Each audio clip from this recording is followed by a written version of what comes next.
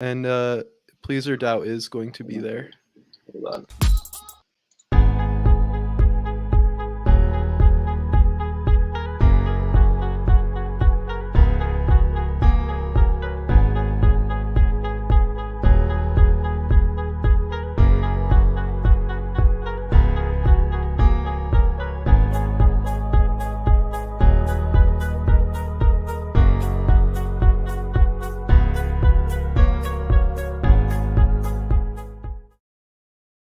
GM Zingers, my name is Logan Ross, and I would like to welcome you to Flight 59 aboard the Moon or Bust rocket ship, your home for all things altcoins and DeFi. Let's get right into it.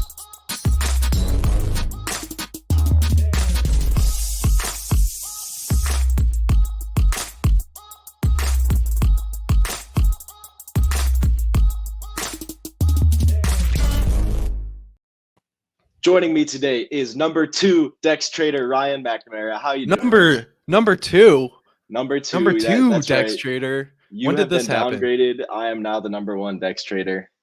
Well, I am officially pissed off.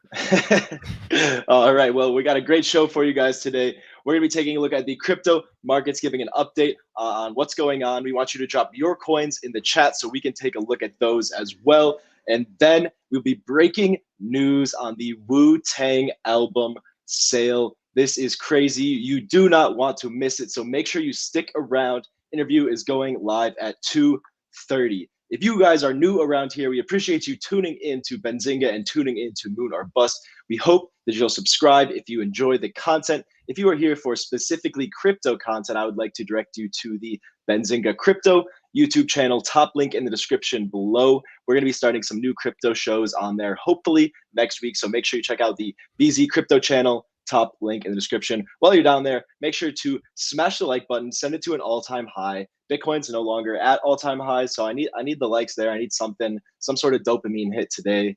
Ryan, what are you thinking about the markets right now? I'm still extremely bullish. Bitcoin's still up above $60,000, and we just saw Bitcoin above $60,000 for the first time just a few days ago, and everybody was screaming for new all-time highs, which made me personally a lot more bullish on the market, seeing that new all-time high. But since then we've dipped, so it'll be interesting to see where we're going from here. Do you want to pull up TradingView and CoinMarketCap? We can take a look at the markets. All right, boom. Here is the Bitcoin chart. These are the 1-minute candles. We see this was the all-time high that we reached yesterday early morning, around 66.6 thousand. Kind of sus, not gonna lie. So you started leverage trading, and now you're looking at 1-minute candles instead of daily candles, or what? It's a slippery slope, man. It's a very slippery slope. I'll put on the daily candles so that we can take a look at those as well. What do you see here?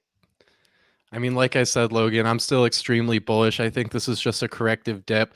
I mean, we've gone from $40,000 all the way to new all-time highs at, like you said, around $66,000, really without a significant dip. Maybe one you could consider a dip when we went up to like $55,000 and then back down to maybe like $53,000. But even that's like a 5% dip. So, I mean, I'm expecting a correction here. We already got it, quite frankly, down about 10% from the all-time highs.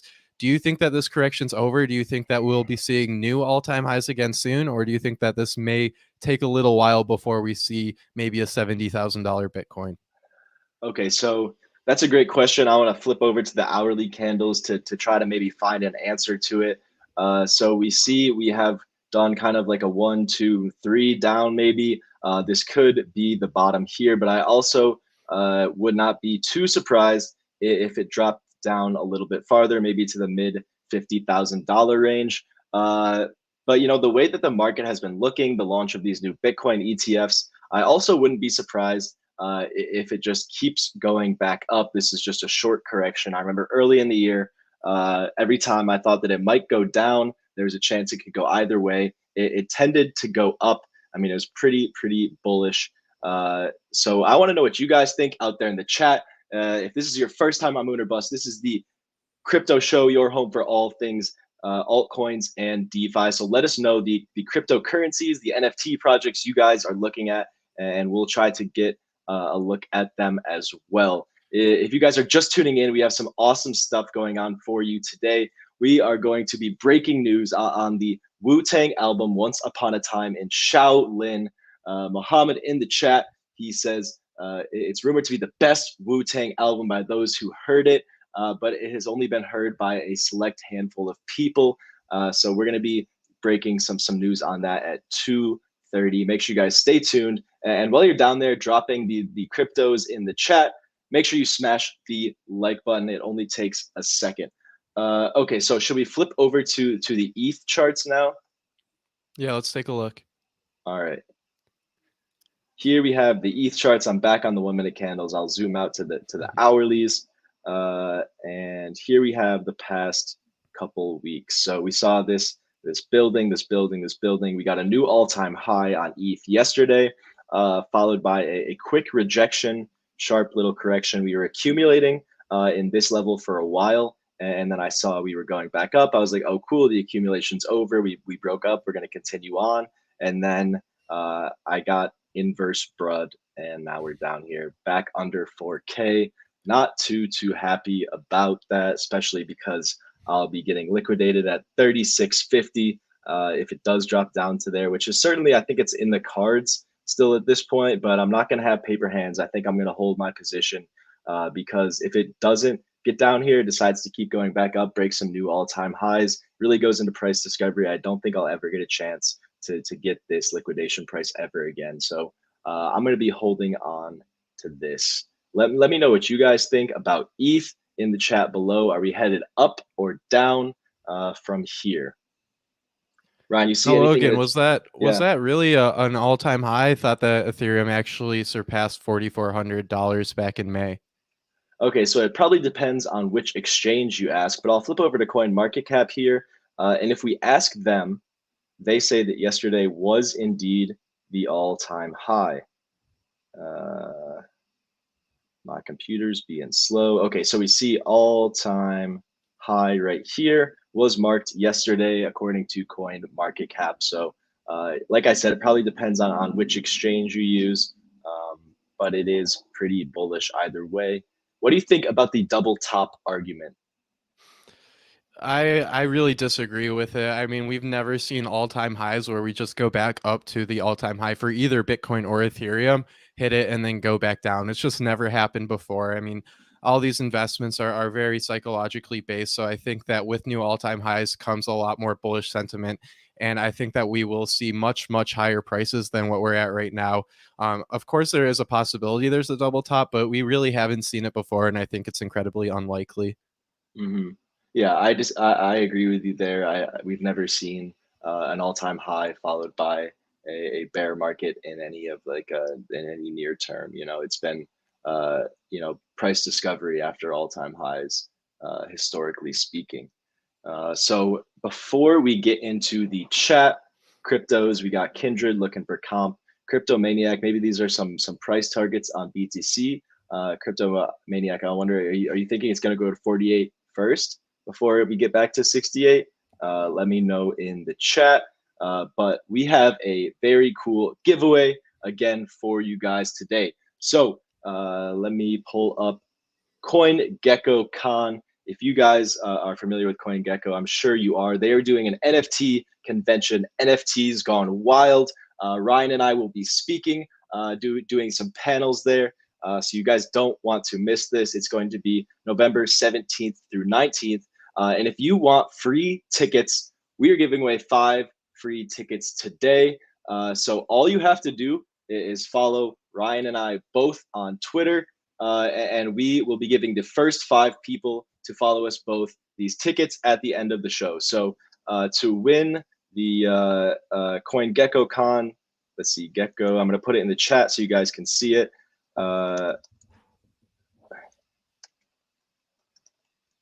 On Twitter, to win the CoinGeckoCon tickets, follow us both on Twitter. First 5 win. Boom. All right, so these tickets are worth like $50, and we will give you a discount code to get it for free. These general ones right here. So $50 value. The first 5 people to follow us both on Twitter, we will be announcing the winners at the end. All right, Kindred, he says he's embarrassed to tell us the price. I'm wondering what exactly he's talking about. But maybe we could take a look at comp. This is the one that he has suggested Actually, for Logan, us while we're today. on the topic of GeckoCon, can we check out some of the speakers because they have a really cool lineup that I'm excited for? Actually, the people we're interviewing today about the PleasrDAO purchase. PleasrDAO is actually going to be at CoinGeckoCon talking on a panel, so that's going to be super interesting. One of the many DAOs that are going to be at this convention, as well as a lot of leaders in the NFT space. So here we see Async Heart CEO Conlin's going to be there. Star Atlas CEO Michael Wagner is going to be there. Tons of really cool people. You guys don't want to miss this event. And like we said, we'll be giving away 5 tickets to people who follow us both on Twitter and send us a DM.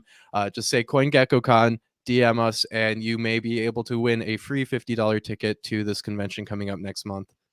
Boom, boom, boom. Be quick. First 5 win. So get on that now. We will remind you guys in a couple minutes once again. But okay, so let's pull up comp now. Let's take a look at this token for our boy Kindred. Kindred, I see you out there all the time. What's up? Welcome back. So Compound. Compound is a lending protocol on Ethereum. Ryan, do you have any insights for us on this protocol? This is one of the players that came about during DeFi summer back in 2020, one of the first to really enter the industry, and they do have a lot of users. I'm not sure about how much total value locked that they have in their application, but I know it's over $1 billion. It's quite a bit of money. What's the token trading at right now? The token is currently trading at $316. There are 6 million in the current circulating supply. That's a total of 60%. So there's probably some more coming along the way, but there's $2 billion market cap. And according to DeFi Pulse, Compound has $11 billion locked in the protocol. That is pretty nuts. ICBC Aave is the only lending protocol that's ahead of it. I don't know why they're calling Maker a lending protocol. Maker is the product or the DAO that runs the DAI stablecoin. So, Kindred, you have any specific questions on comp? You want to know where we think the price might be going short term? We could take a look at this technical chart. So we see it hit the all-time high way earlier in May, and it has been kind of in this accumulation phase for a while. So we haven't really seen the DeFi altcoins break out yet. It's been pretty tough as mostly an altcoin bag holder.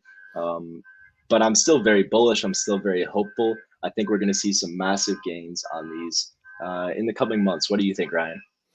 Yeah, I mean, it's really hard to tell. Like you said, we haven't seen these DeFi coins take off just yet, but I don't think it's expected for these altcoins to take off. Usually we see Bitcoin reach new all-time highs and the focus is there. And then we see Ethereum follow and some of the larger market cap coins follow. And then after that, we really see the mania go around with altcoins. So, I mean, I'd expect altcoins to do really well in the coming months, especially once Bitcoin slows down.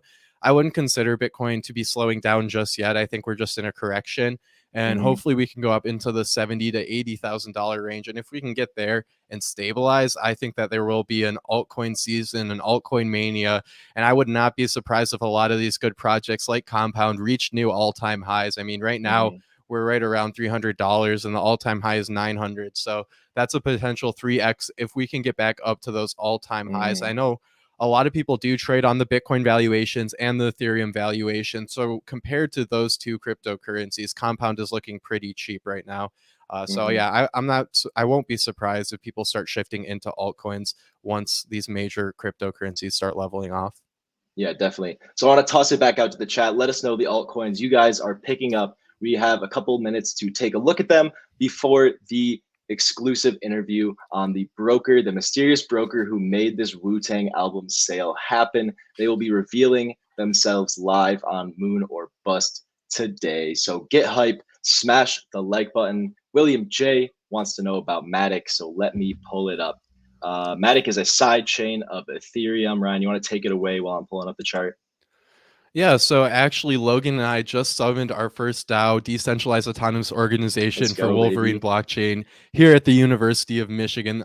From what I've seen, the very first student-led DAO, very exciting stuff. But we actually use Polygon for this because Polygon is so efficient with transaction fees and the transaction throughput. So, transactions will go through in a matter of seconds for a penny or less, which is really Mm-hmm. great. I mean, coins like these will really help Ethereum scale, especially in the long term. It'll be Mm-hmm. interesting to see what happens with these once Ethereum 2.0 comes out. If Mm-hmm. Ethereum 2.0 comes out and transaction fees are $1 or less on Ethereum, then is there really going to be a need for Polygon? I think the answer is yes over the long term. When we Yep. see programs that need thousands of transactions, then still a Mm-hmm. dollar is too much to pay. But in Mm-hmm. the short term, without those programs, most people who are just using Ethereum's blockchain for trading or lending, once Mm-hmm. Ethereum 2.0 comes out, if those transactions are cheap enough, I think that could potentially be bearish for Polygon and other side chains and layer 2 solutions. Especially in the near term after ETH2 launches. I mean, being on the mainnet kind of has this blue chip elite status to it. That's why you see people taking these ETH NFTs so seriously, and the highest value DeFi applications also exist on Ethereum because of its security and decentralization. So uh, I think that ETH scaling with the shard chains could definitely be bearish for Polygon in the short term. But I think that long term, like you said, Ryan, there will be enough demand for blockchain in blockchain applications that the space in Polygon's blocks will also be able to be filled. So right now we're looking at a buck 52 per Matic token, giving it a market cap of $10.2 billion. 70% of the supply, just about, is currently in circulation. If you guys are not hip to Matic yet, you should definitely go check it out. Maybe try to bridge some assets over there and play with it yourself. Hands-on DeFi experience is definitely the best way to figure out if this is a product you want to be investing your money in. Good place to start with your DD. So Ryan, let's talk about WorldCoin real quick, and then we will break this exclusive news. Sure thing. I'll maybe pull up the 1 minute Bitcoin chart, entertain the viewers with that in the background while we go over a little bit of this news. Sure, We do I'm gonna have do E. WorldCoin. Okay, let's do ETH since you are in that high leverage position on Ethereum right now. Might as well do ETH. Stay up to date with that, with your trade you're entered in. But we do have a couple things to go over as far as news goes. So first of all, WorldCoin. Second of all, we will get to Robinhood Crypto and their Mm-hmm. cryptocurrency wallet waitlist. But WorldCoin, I mean, this looks interesting. It kind of seemed like a joke at first when I looked at it. So WorldCoin is using these iris scanners that scan your eyes to give people free cryptocurrency. They think that this is the best way to verify and not cheat the system because they want to give everybody this cryptocurrency for free, and they want to get to 1 billion users by 2023. Now that's an incredibly ambitious goal. There's not even 1 billion users in all of crypto at this point. And they only Mm-hmm. have 100,000 users, and they're only onboarding 700 a week. So, I mean, I'm not the best at math, but 700 people a week for the next 2 years, I don't think that's going to add up to 1 billion. But I mean, I think that they're expecting some exponential growth.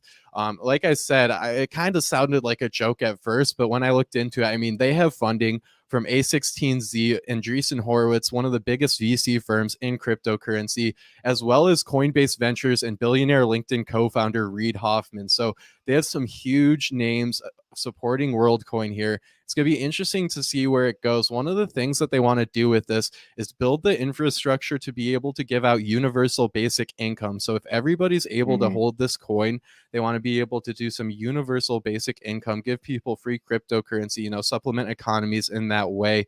It's definitely Mm-hmm. an extremely ambitious project, and I think that's why so many news companies are picking up on it right now.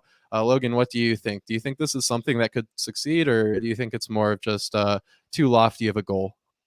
So they're giving out free money to people who are willing to scan their irises into the database. And this kind of reminds me of social media giants, how they provide this free product service. In this case, the product and service would be WorldCoin. They're giving it out for free, providing value to their users. But truly, here, the users are the product. Okay. So the user's iris and information is the product here, just like users of social media platforms are the product. The company, Facebook, Instagram, all that they're selling the customers' data, and so therefore they are the product. They wouldn't just provide this for free. And so I think that this WorldCoin project very heavily reminds me of that. They're going to be giving out this free WorldCoin if you're willing to give them your biometric information. Kind of sus to me, kind of freaks me out. I don't know if I would do it. I don't really think WorldCoin is worth it at this point. I mean, but we do see Andreessen Horowitz, Coinbase, and Reid Hoffman coming in, giving this firm $1 billion valuation. So, you know, it may be somewhat inevitable if they get enough people. It could be kind of past this breaking point where there's no turning back. We also see Altman, Sam Altman, the founder of Y Combinator, one of the biggest venture capital funds, is behind this. So usually when you see these names on a list, the project is going to succeed, you know, kind of despite the cost for the general public. Let us know what you guys think. Tiny Pie says this is retina harvesting. I really agree with that. Let us know if this is something you guys would do. Would you be willing to earn some world coin in exchange for your retina? I mean, you bring up Or a good point about privacy, Logan, but they do address privacy concerns. I think in that article, they say that they keep all of your biometric information safe. I think it's actually deleted once that they can verify that you're the person making the account so you don't cheat the system. So I do think that they interesting. will be keeping your privacy safe, but I wonder if they will be possibly collecting other information on you with this once they have your identity. So it's definitely something to look Mhm. into. That's one of the first things I thought about when I saw this project is what about my privacy? Why are you scanning my eyeballs? Why can't I just, do some KYC or something else to Mhm. verify my identity? Maybe it's a publicity stunt. I don't know. It's definitely a unique way to go about it. They call it proof of person. Kind of funny, I guess, but definitely interesting. And I guess we'll see where it goes. Who knows? Yeah, this kind of sounds like something that the Chinese government might do, or some sort of like dystopian futuristic government might be doing, to, you know, keep track of all of their citizens. I'm not so sure that they would really be willing to delete that retina information. That's probably extremely valuable to them. Otherwise, why would they even bother to be collecting it?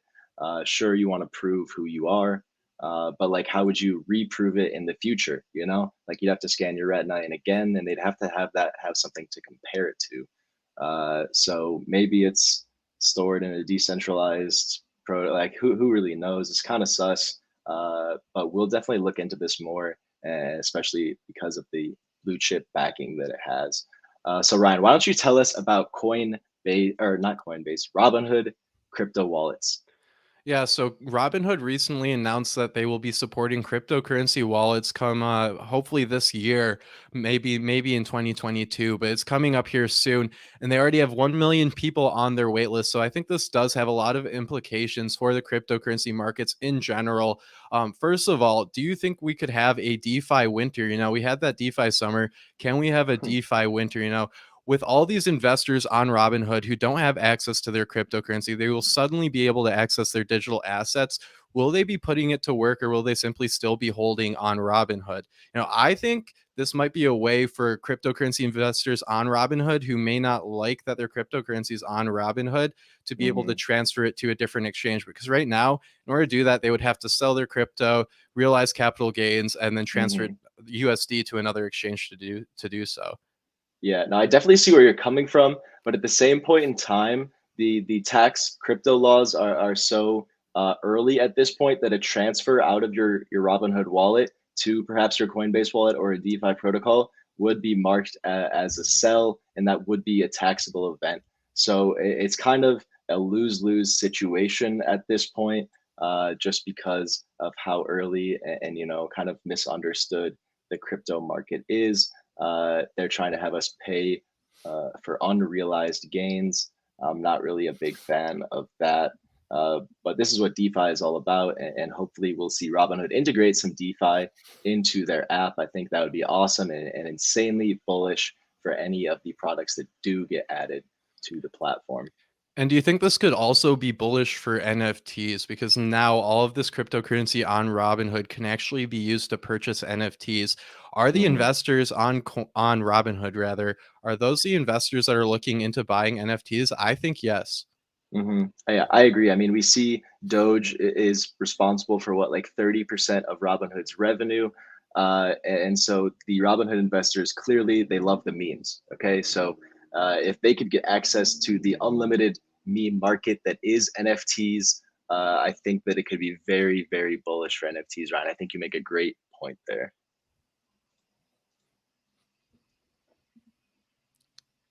All right. I mean, we have some tokens in the chat. We still have 5 minutes before we're bringing on people to talk about exclusive new information on PleasrDAO and that purchase of the Wu-Tang album for $4 million. Definitely Mhm. stay tuned for that. Like I said, we have some exclusive information coming up with some really cool people.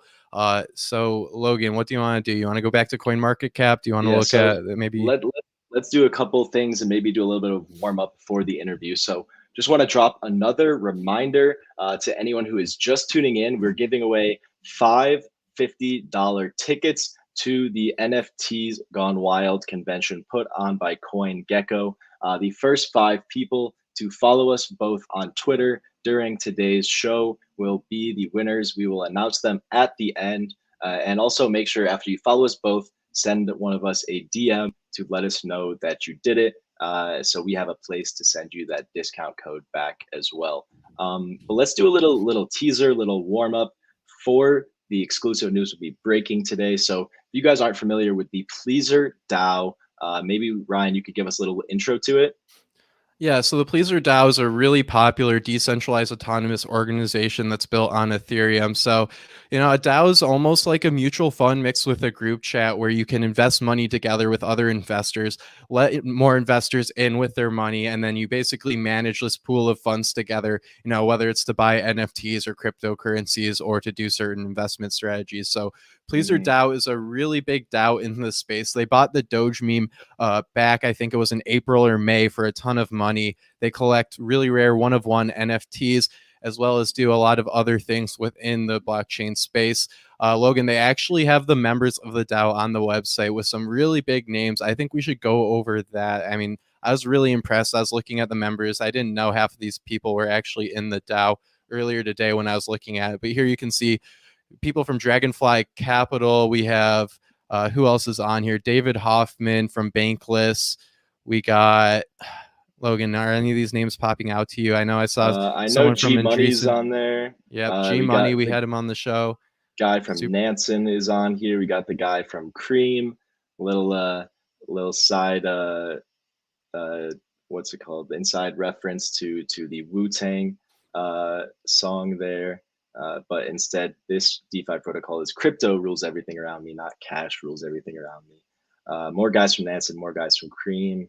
Let's see, we got someone from A16Z in here.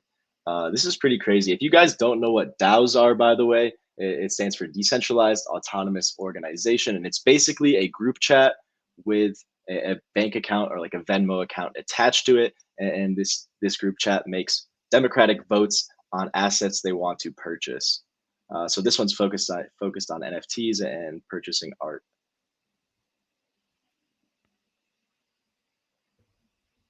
So Ryan, why don't you tell us about their most recent purchase?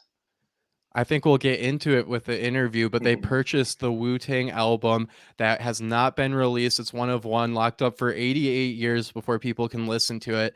To my understanding, though, the owners can listen to it. So we will get into whether or not these PleasrDAO members will have access to this Wu-Tang album, this unreleased Wu-Tang album that was sold as an NFT. Martin Shkreli was the former CEO of Retrofin Inc. and Traverse Therapeutics. He went to jail. So yeah, he got in trouble. They took his NFT. So don't go to jail, guys. If you go to jail, the government will take away your NFTs. Apparently they know about it. So yeah, don't break the law or else you might get your NFTs taken away. He paid $2 million for it. Wow, back in 2015. So I think when he purchased it, actually, it wasn't an NFT, and then it was made into Right. an NFT, which the government then seized. He had some debts to pay off, and they auctioned it off. So they had a broker this transaction who has remained anonymous, and we will be bringing them on the show today to talk about how they brokered this transaction. Very interesting stuff because the DAO couldn't actually go about purchasing with fiat currency from the government, right? Because this DAO all operates on Ethereum's blockchain. So they had to Mm, get a broker, they had to get funds out of their DAO, give it to this broker. And the broker is the one who actually facilitated this transaction for the Wu-Tang album, which they paid $4 million for. So, I mean, this is very historical. So I'm not surprised that they paid so much money, especially when Martin Shkreli, rather, he paid $2 million for it back in 2015 when it wasn't even an NFT. So I mean, just by making an NFT, that should give it a little bit of value right there. I mean, with the Okay, NFT so markets as they are. now that it's 2:30, the news is public. The embargo has ended. I would like to welcome the co-founder and COO of Secure Digital Markets, Zachary Friedman, to Moon or Bust. How are you doing today? Hey guys, very nice to be on. Hey Logan, hey Ryan. Thanks for coming Hey, on. yeah, My really appreciate pleasure. it. How's your day going? It's been Doing good. well so far. Not a huge fan of the Fantastic. markets this morning, but remaining bullish. So, Zachary, why don't you tell us about how this deal came about and how you were involved? Awesome. Yeah. So I think you guys and what's been released to the press has kind of given a pretty good view of the overview of what happened here, and you guys just kind of went into the background in a really great way about the history of the Wu-Tang Clan album, which was the single highest album sale of all time, one of the most notorious and historic album sales of all time. Really, when it was issued, to me, I think this was a little bit of a protest against music value being stripped out of the digital world, out into the digital world. And to me, despite the concept of NFT obviously coming more into the mainstream through the digital representation, this to me was kind of like the original NFT. This was a one-of-one album with strict rules upon its use and really only to be listened to by the direct owner. When that was purchased by Martin Shkreli, that got a lot more notoriety because of who he was, the pharma bad boy, and really had a very notorious reputation globally. And it was a shame that upon the seizure of his assets, that this asset got brought back into the custody of the government, and I think only really added an edge to the story. So I think what's interesting here is what you were talking about, and really what to give you guys a quick background on Secure Digital Markets. We're a licensed and regulated digital asset brokerage based in Canada. Really, my mission and vision and ethos and what I've been doing in the space for the last 4 years is really focused on bridging the gap between the traditional world, traditional capital markets, and the virtual asset, digital asset ecosystem. Assisting the on and off ramps into the space, which was part and parcel to this transaction here. The government is, I wouldn't say lagging behind, but partial to the greater population here, the ability for them to consider, accept cryptocurrency, and begin to understand this and its support is far from coming to reality.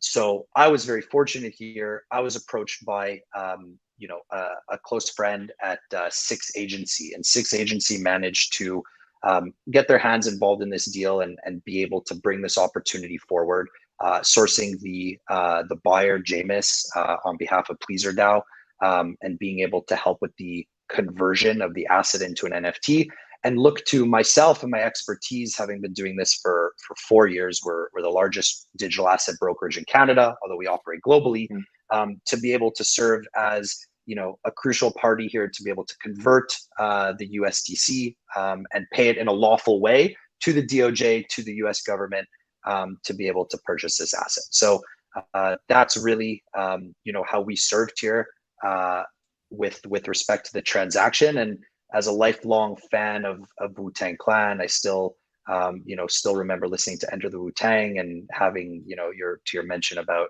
captures everything around me. I used to have a hat, a snapback when I was younger.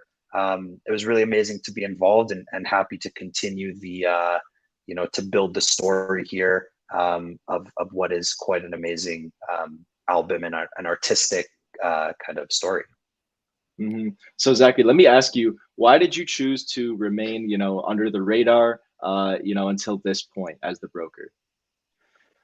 So there was parties involved in this transaction that can't be disclosed, and I think that there was a lot of sensitivity with respect to the transaction, just in the nature of dealing with the respective counterparties, the privacy, and there's various parties that have chosen to remain obfuscated from the transaction, and it's mostly just by choice and to do with the transaction. Okay, cool. So now with this album being the #1 and #2 most expensive album sales of all time and doubling in value as an NFT, what does this deal represent for the music industry at large, as well as the NFT space? I think it's a really strong representation of the value shift in creators that we're seeing across the industry right now. I think that the shift into more of a digital world and what that means with respect to NFTs and ownership and the symbolism associated with it. We're really seeing it, and I think that it's it's really exciting to be a part of.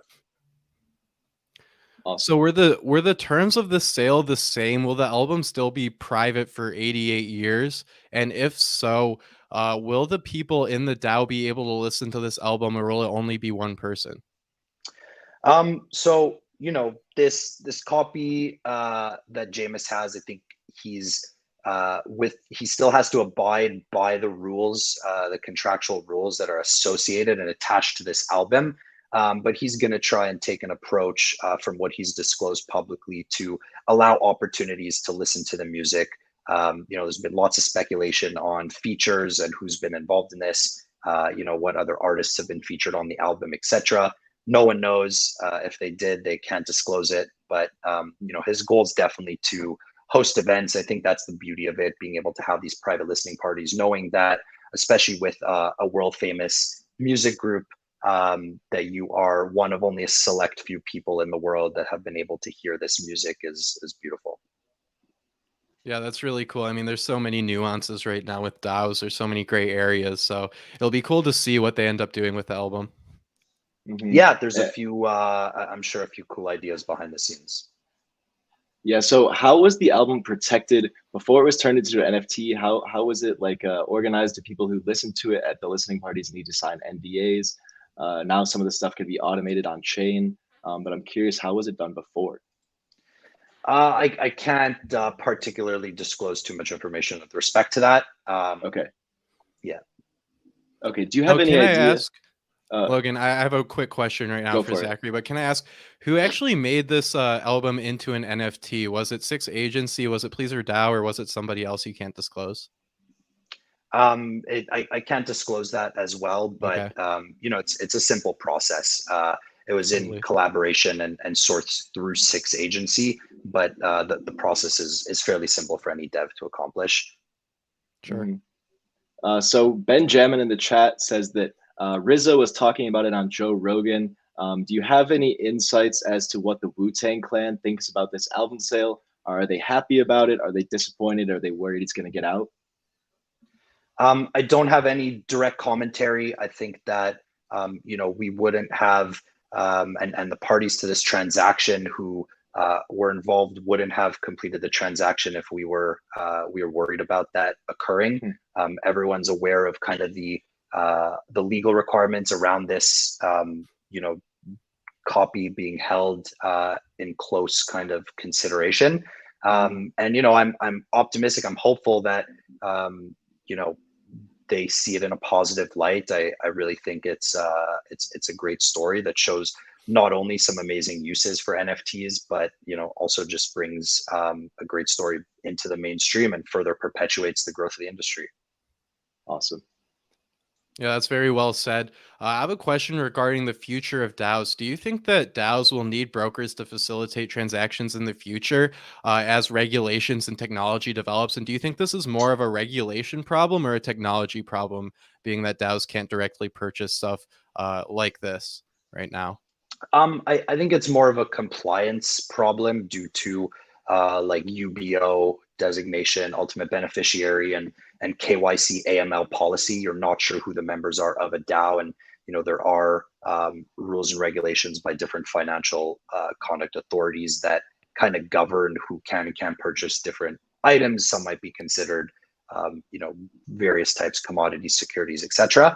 So I don't think that there will be any regulation that clarifies that. There might be some cool technology enablements that allows anonymous KYC to occur on chain that then gets verified that every member of the DAO might satisfy the requirements to a transaction. There's a lot of companies building cool applications like this in early middle stages.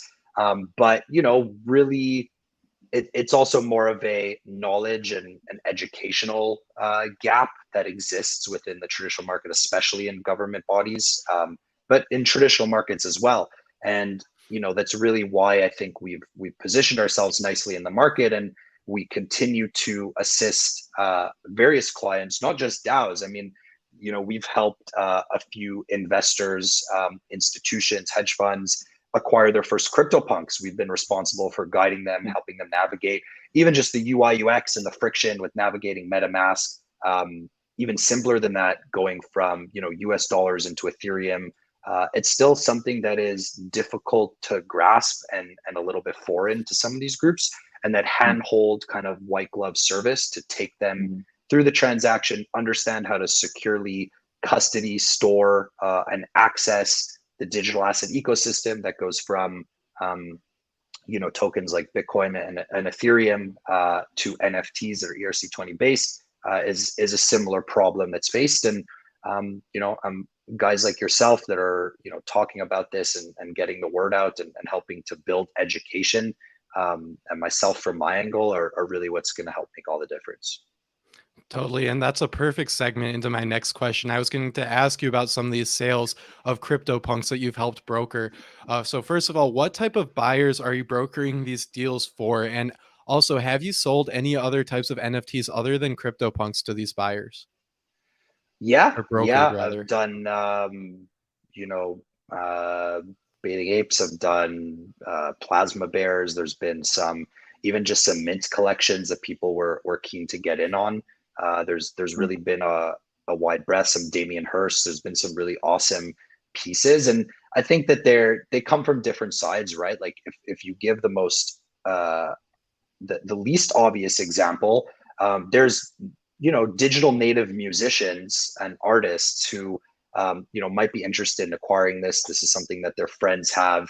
They understand the concept of NFTs, but their traditional financial position, these are like sophisticated, wealthy, accredited investors. They just don't know how to effectively navigate these NFT platforms in a fixed way, get their dollars into cryptocurrency. You can obviously, like if you guys are trading crypto, and obviously I know you are, you understand how to navigate an exchange. But if you are looking to acquire some, there is still a learning curve, and I'm sure we've all been through it. We've all made our own trading mistakes, but so you have everyone from there all the way up to institutions themselves who are looking to get this on their balance sheet.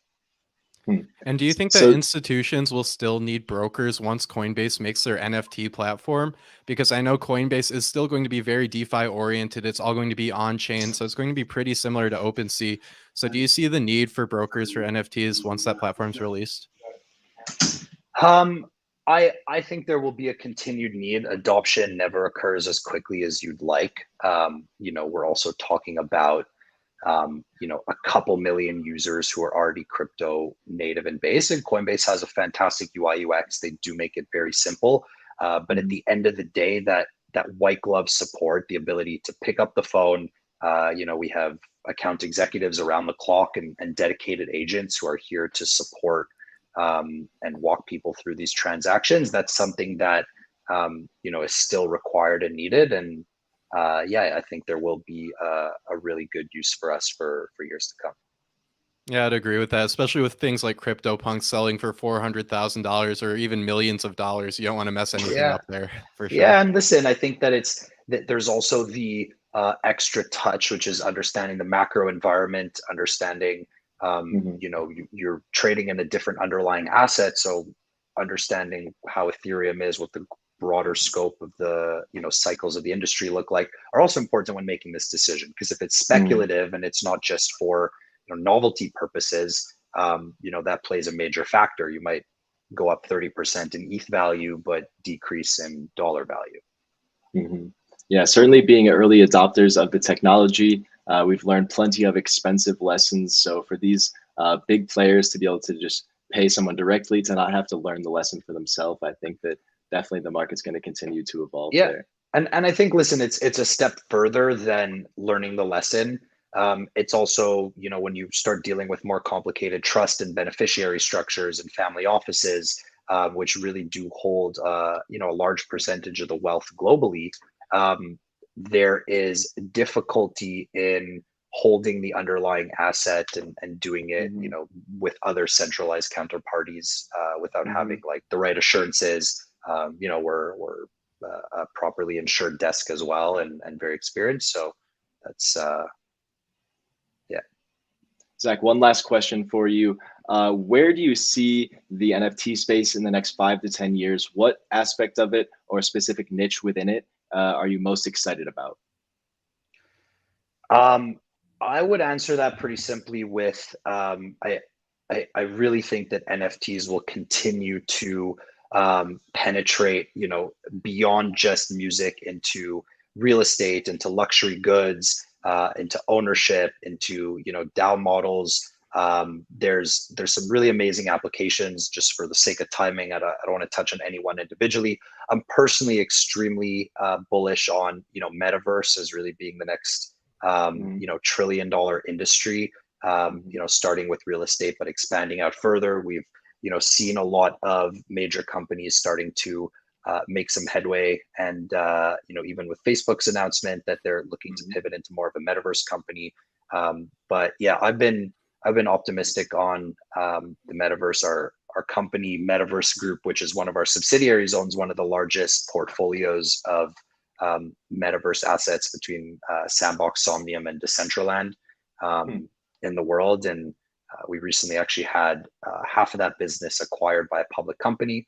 But yeah, I think that the kind of ability to interact in a more virtual environment, as you know, we go from a 2D to a 3D web environment, is really exciting. Well, Zach, thank you so much for your time today. We really appreciate you coming on Benzinga to break this news with us. Ryan, did you have one last question? No, I was just going to make the comment that, I mean, NFTs have so many applications, and that is why I'm so excited about NFTs. I mean, we can speculate what these applications will be, and I think there certainly will be a lot within real estate and the government and music and all these other things.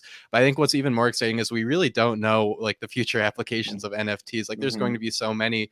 For example, like when Uniswap V3 came out and started giving NFTs as liquidity positions, I would have never thought of that as an application for an NFT until they did that. So exactly, it's incredibly exciting. There's some pretty amazing ones. I mean, I'm going to a party in New York where you're you know, attending a private kind of party community just through NFT ownership. There's I mean, there's small all the way up. So I'm very excited, and you know, really working on a few different applications under the umbrella of my companies here to you know, stay in the mix. Awesome, Zach. Before you head out, I just want to give you one last opportunity. Make any shout outs or tell the audience where they can connect with you. Yeah, my Twitter is ZCryptoKid. Going to be starting to use it more and more, so would love for you guys to follow me. You can check out our brokerage at securedigitalmarkets.com and our parent company, GDA Capital, at gda.capital.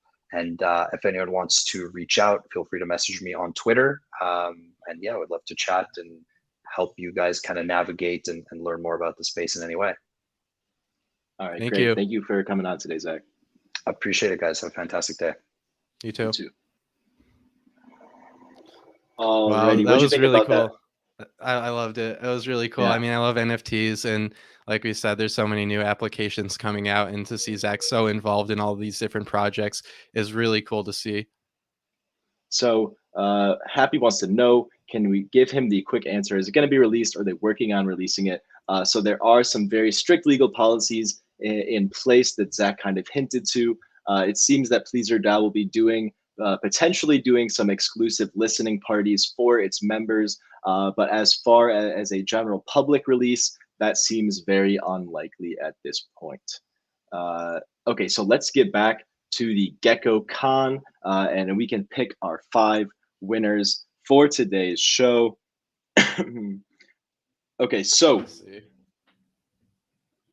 earlier on today's episode, we announced, if you guys are just tuning in, you missed it, the CoinGeckoCon NFT conference going on next month. is going to have some crazy guests, including me and Ryan, and tickets to it are $50, but we are giving away 5 of them today for free. So the first 5 people who followed us during today's show will be the winners. So we got Justin Minyard. Yep. You get a DM from him. I got a DM from him. I think he already might follow you, Logan. But it looks like he is one of our winners for this Gekko Con NFT conference we'll be at. Very excited for. So congratulations, Justin. I also see Kindred Duke. He's been in the chat and he sent me a DM. I gave him one yesterday. Oh, okay. So he's just trying to snag another now. No double dipping, Kindred. I see. So I got followed by Sika no double and Manny. spending on the CoinGeckoCon transactions. I got followed by Sika and Manny during today's show. So those will be the 2 winners from my end. Ryan, did they follow you as well? I don't know. We'll figure it out off stream. We'll send you a Twitter DM. Well, I guess you guys already DM'd us, but we will respond with a code to claim your free ticket if you have not already. Like we said, no double dipping. So, maybe get somebody else in the chat, be fast with it, and you could get a second ticket. But do you want to play some Moon or Bust? We have 10 minutes left. I think that could be fun. Let's freaking do it, man. Do we have the intro ready or no? Do we have to skip it? Oh, do.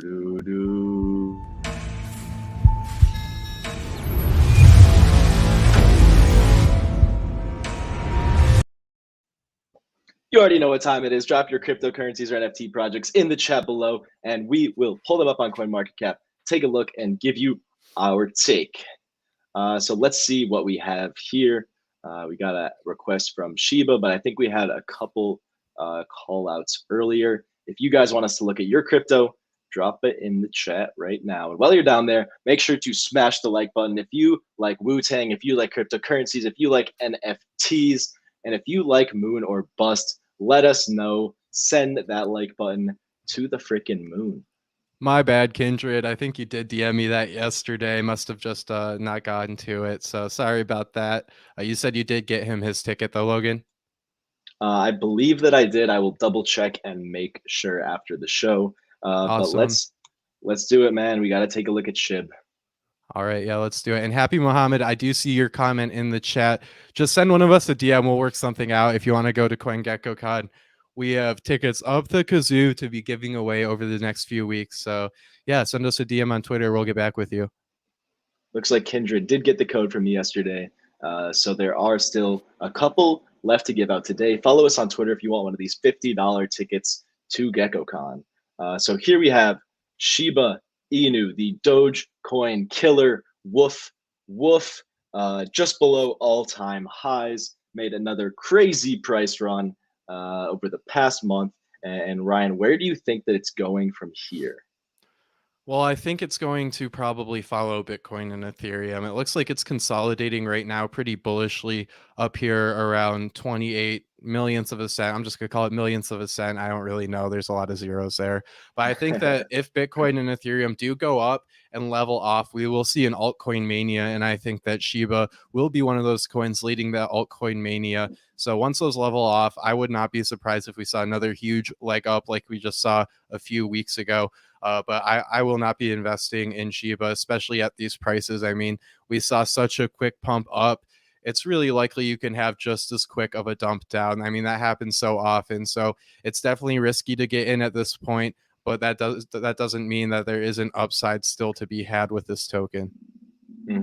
Yeah, I definitely agree with you. It presents a very, very high risk opportunity, even for the crypto space at this point, being the 20th biggest token on the market with nowhere near the uses and TVL as some of these other decentralized exchange protocols. But you know, I did pick up a couple bucks just to be along for the ride while it was down here. So you know, I'll be holding it, just following along. This market cap is interesting though, Logan, because it says it's $11 billion, which ranks it as the 20th largest cryptocurrency. But is it actually $11 billion, right? Because Vitalik, he burnt half of the supply. I think that's probably calculated into the market cap. But I mean, there's not that liquidity there to actually take $11 billion out of this project if sellers were looking to liquidate their position. So, I mean, yes, it is the 20th largest cryptocurrency by the reported market cap, but I'm not sure if that's telling the whole story. Is it market cap or just straight cap? I don't know. All right, next up we got AMP. Who requested this one? Let's see, who was it? Ajum wants to know, will AMP ever move? Let's take a little zoomed out look here. Ryan, what do you think? Will AMP ever move? No, probably not. What do you think, Logan? No, I think it's probably going to stay exactly at this price forever. No one else will ever buy it or sell it in the history or ever again in the future. So yes, it's stuck at this price permanently. Logan, are AMP you broken, pulling the please fix. viewers' legs right now? Oh, That you sounds like caught some me. market cap. Yeah, see, that was way better than the one that I could come up with. Yes, I am being a little bit sarcastic here. I do think that the price of AMP will move. It will follow the market. And like we talked about a little bit earlier, we have yet to see these DeFi altcoins really take off and get their time in the spotlight. But I suspect it will happen sometime in the next couple months. I think it's, maybe somewhat inevitable that it does happen. So I think AMP is a good token. It's traded on Coinbase, 65th biggest overall. And I'm not too aware of how AMP works as far as the tokenomics go, but I know it's used for assurances and a few other things. So there might actually be some sort of stabilization factor in this crypto. Like I said, I haven't done too much research on AMP, so don't take my word for it. But that may be one of the reasons why it's not quite as volatile as some of these other altcoins. Yeah, I think there is some sort of stabilization. Okay, so Tony in the chat wants to know about RSR. This is a coin that one of our buddies at UMich told us about a while back, and I was a big fan right off the rip. When he told me about it, it was probably the 2000th biggest coin. It's now the 136th, so I really should have bought it. Oops. So Reserve Rights Token is a dual stablecoin token platform that was launched in May 2019. It includes the stablecoin RSV, which is backed by RSR, kind of similar to AMP, how we just talked about.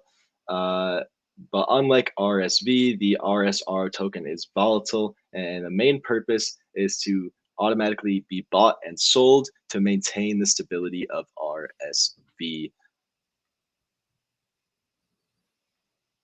So what do you think about this type of project, Ryan, with these dual token setups? I mean, are you bullish on them in general? I wouldn't say I'm bullish or bearish on these types of tokens simply because I don't understand them good enough. I mean, I think that they're pretty complicated, the tokenomics that go behind these, and they're really dependent on these two tokens working together. And when you have these dependencies, I feel like there's more points of failure within the tokens ecosystem. So it's going to be interesting to see. Again, I really haven't done my research on this coin too much. I did look into it back when that guy from Wolverine blockchain told us about it, but since then I really haven't been following it. It's definitely interesting, but I'm not sure if it's better than just having it be pegged to a currency through reserves. I think that's the most simple and most secure way to do it. I could be So wrong, it is backed by a basket of assets that are controlled by a smart contract. But unlike DAI, it does involve this second token that is bought and sold to help balance it. So I don't know if this is better than DAI. Like you said, these are very complicated tokenomics here. Maybe we could do a little deeper dive into them in the future. But for now, Noah wants to know about FTM. This is the FTX. Nope, just kidding. That was cap. This is the Phantom token, 32nd biggest overall with a $6.5 billion market cap. We will take a look at how it's been trading year to date. Ryan, do you have, oh no, never mind. We can't, I can't find it. Oh, now they found it. Ryan, what do you think about this technical setup? I mean, we're looking extremely bullish. We're in price discovery mode, which we love to see. New all-time highs, which is really notable, especially for an altcoin right now. Usually it's the major altcoins, top 5. Usually Ethereum and Bitcoin lead the way, and these altcoins kind of stay flat for a while before they really pick up and gain volume. but not FTM, which could say something about where this is going once altcoin mania really takes off, hopefully here in a few months. But right now we're in price discovery. It is a high entry point to get in at, but it does look incredibly bullish. Yeah, I have to agree with you here. This might be a little bit of a blow off. We might see a better purchasing opportunity in the near future. But you know, can always DCA if you're interested in getting in on this. So I want to flip back to ETH before we call it a day and see what it's doing. We're back up to 39.56, basically where we started the episode. So unfortunately, that is all we have time for today on Win or Bust, your home for all things altcoins and DeFi. If we did not get to your token, or if you were not a winner of one of the tickets today, come back on Monday, 2 p.m. Eastern time. You know the drill. We will be doing it all over again. So we hope to see you there. But until then, hope you have a great weekend. Ryan, I'll see you later. Thanks for the great show today. Peace out.